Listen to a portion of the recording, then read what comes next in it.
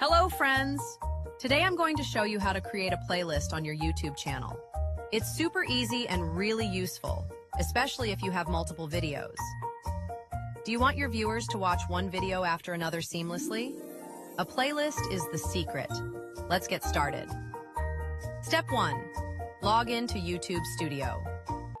First, log into your YouTube account and open YouTube Studio. Step 2. Open Playlist section. On the left menu, click Content Arrow Playlists. Step 3. Create a new playlist. Click the New Playlist button at the top right corner. Enter your playlist name, for example, Top Easy Tutorial in English. Select the privacy, public or unlisted or private. Then click Create.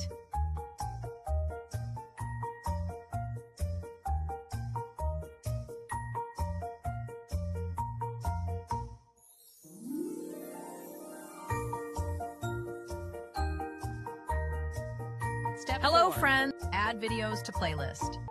Open your playlist arrow. Click Add Videos.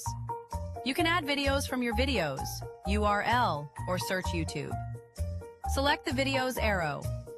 Click Add Videos. Step 5. Manage your playlist.